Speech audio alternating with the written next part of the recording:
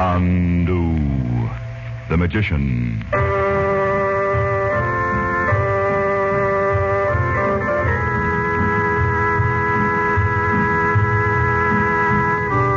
Good evening, ladies and gentlemen. The makers of White King granulated soap present for your enjoyment Chandu the Magician.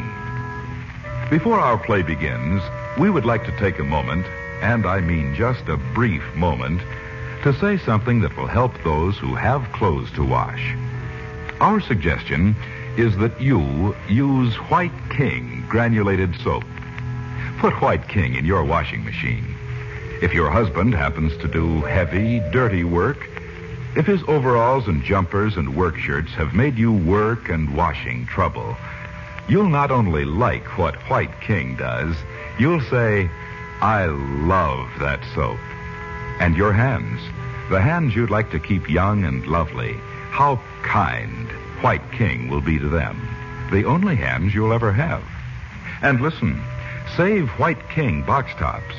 You're going to want them for something you're going to hear about on this program. Well, the moment is up.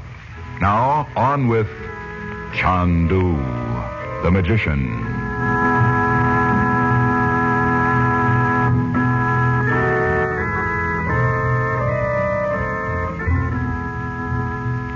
Frank Chandler, known in the East as Chandu the Magician, and the regents enter a small pyramid known to Chandler since a visit to Egypt years ago. They hope to meet Princess Naji there and learn whether Robert Regent, missing for 9 years and long believed to be dead, is in reality still living. As they walk through the echoing stone passageway leading from the entrance, Betty is stopped by Abdullah, the storyteller the regents had first seen in a Cairo bazaar. He whispers that he can give her news of her father. Frightened, yet fascinated by this stranger out of the desert who has told her he is a prince in disguise, Betty promises to meet him in the gardens of the Mena House, the hotel near the pyramids where they are now staying. Now, after dinner, Betty sits with her mother in the hotel lounge, awaiting Chandler's return. Chandu the Magician.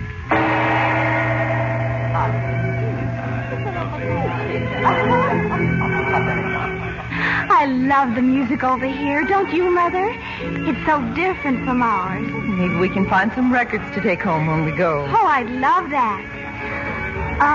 Where did Bob go? Upstairs to bed. He was so sleepy after being up all night last night. Aren't you? Oh, I'm not sleepy at all. But why don't you go up if you want to? You don't have to sit here with me. Oh, I want to wait for Uncle Frank. Well, I'll tell him where you are. No, dear. Well, how could I sleep knowing he may bring back some word about your father? I guess you think Bob and I are pretty hard-hearted about Daddy. Oh, darling. I know you can hardly remember him. We know how you feel, though. And so does Uncle Frank. So why would he send us back here without even seeing the princess? Well, I don't know. It would be pretty grim if Uncle Frank brought Daddy back here, and we didn't even know him. Oh, don't say that. Don't you want to listen to this? Yes. Look at that enormous Moroccan drummer, Mother. Isn't he terrific?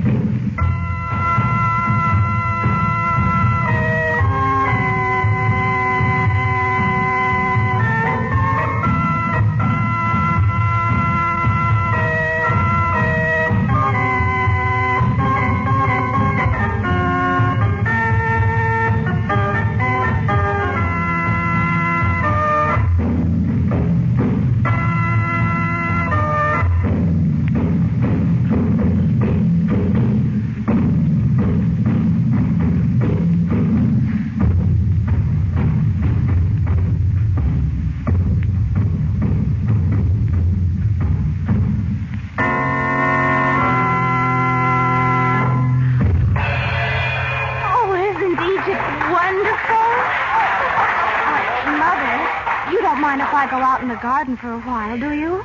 No, I suppose not. When I was your age, I'd have been fascinated by all this, too. I won't be long. It's just... I know. If anyone speaks to you or annoys you, there are servants within a few feet. Call one and come back inside. All right, Mother. Don't go outside the grounds, dear. I won't.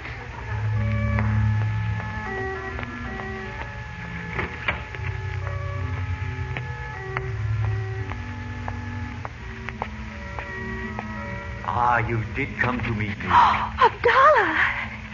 You always scare me to death popping out of nowhere. Where are you? I can't even see you. Beside the pomegranate tree.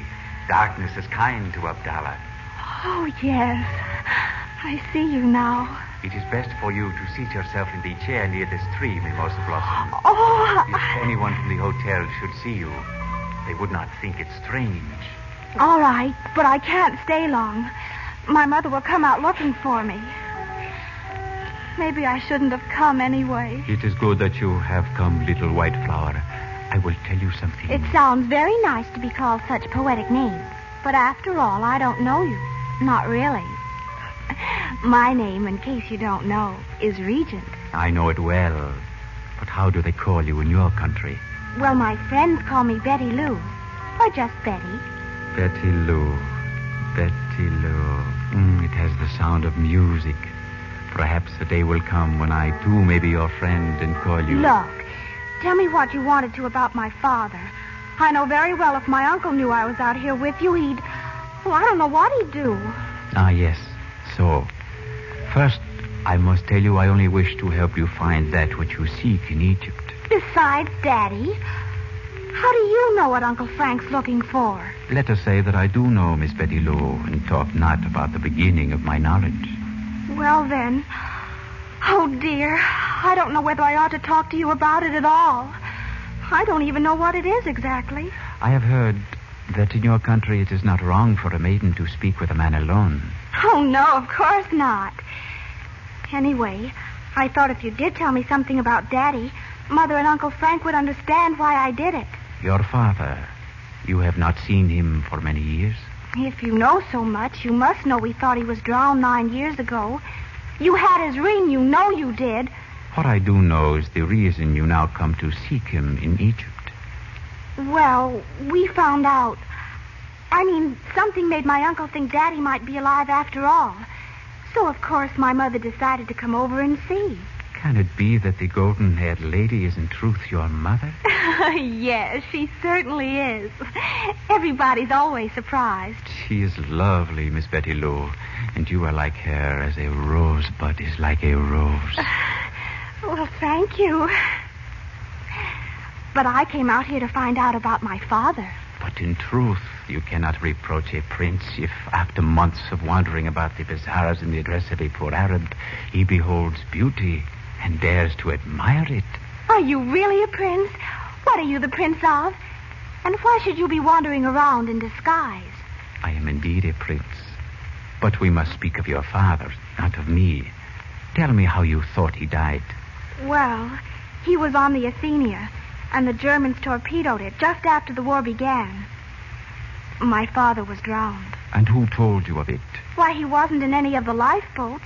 And then the steamship company wrote to Mother. Ah, yes. But what about that ring? Mother knows it was his because she had it made for him. Where did you get it? How does the lady your mother believe She thinks you stole it. I don't, because why should a prince do that? Where did you get it? And what does the Effendi, your uncle, believe? Why, how funny you sound. Do you know him? He didn't seem to recognize you last night by the river. Miss Betty Lou. Abdullah, did you have anything to do with the princess being so scared? Naji? Why should I when I am only trying to help you? You know her, too? Oh, I don't know what to think. It's too complicated for me. All I know is I wish I could do something to help find Daddy. Just think how wonderful it would be for my mother. You are a most devoted daughter, Miss Betty Lou. Oh, no, I'm not. Not especially. But she's different from most girls' mothers. You know, we were up all last night, and we went out to the pyramid the first thing this morning, and... Yes, I know. Oh, that's right. Well, she hasn't said a word about being tired. She's not cross or anything. And she'd start out right now anywhere if she thought she'd find my father. To find herself once more a wife, not a widow. Look, Abdullah, I have to go in. Tell me how you can help us. In one moment. Has the Effendi, your uncle, come here only to seek your father? Or is there something more? I ask only that I may serve you, Mimosa Flower. Why, Trust me, Miss Betty Lou. Would a prince betray the secret of a friend? Oh, no, I'm sure you wouldn't. Or why would you go to all this trouble? But you see... Still, you do not believe. It is the sorrow of my life that I must walk where no one understands. Nowhere is one who believes in me. Alice, and that such loneliness may never be yours, little white rose. Oh, Abdullah, it must be dreadful. But you know it wouldn't be right for me to tell you. Uncle Frank made us promise not to. I do believe in you. It's not that. Then there is something more in the mind of Chandu than the finding of your father. You said you already knew that. It is the drawings and perhaps something more. I can't tell you, Abdullah. Please don't think I don't appreciate your wanting to help us. Bismillah, so be it. Maybe when we've known you longer, Uncle Frank might tell you himself. Especially if we find my father. So tell me about him. You would come with me? What? Where? Into the desert. Is he alive? Really? I do not know your honored father's face. But you do think it's my father. Why else would I have come to you? You mean you want me to identify him? Because if that's it, you could take my uncle. He hasn't seen him for a long time, but he'd know him. I'm sure he would. You have seen for yourself that your uncle will not trust me. I have nothing to make him know I speak the truth. Yes, you have. That ring. Abdullah, if you expect me to trust you, why don't you trust me about that? It is because of the ring I dare to ask you to go with me, Betty Lou.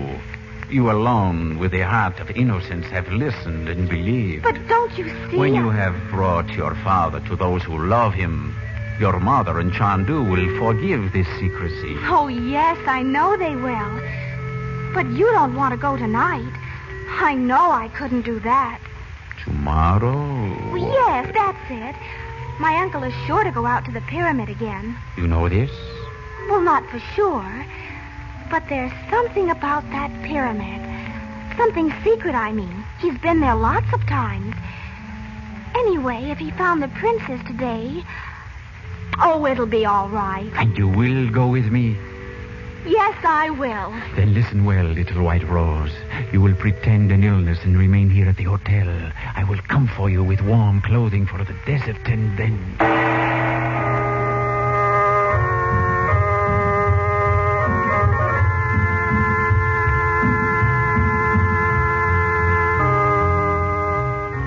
Before our program started this evening, we told you how wonderfully easy White King made the washing of heavy clothes like overalls and work shirts in your washing machine. I wonder if that might have given you the idea White King was only for the heavy washing you have to do. Why, of course, that isn't so. Say, your finest tablecloths and napkins, your daintiest lingerie, the fragile and lovely things you have to wash, White King Granulated takes care of them safely, gently, and we think as no other soap has ever done. There are reasons, of course, but aren't you kind of tired of hearing reasons all day long? Millions and millions and millions of packages of White King are sold. Each means that some lady has found this soap the one that helps her most. Listen, we say you'll like it. No, we'll say more than that. You'll love White King. Until tomorrow night, when perhaps you have tried White King, good night.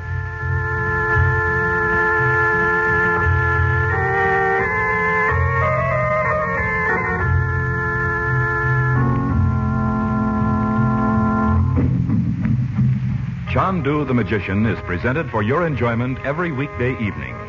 Special musical effects are by Korla Pandit. Your announcer is Howard Culver. The makers of White King invite you to listen again tomorrow at this time when the story resumes. Chandu the Magician.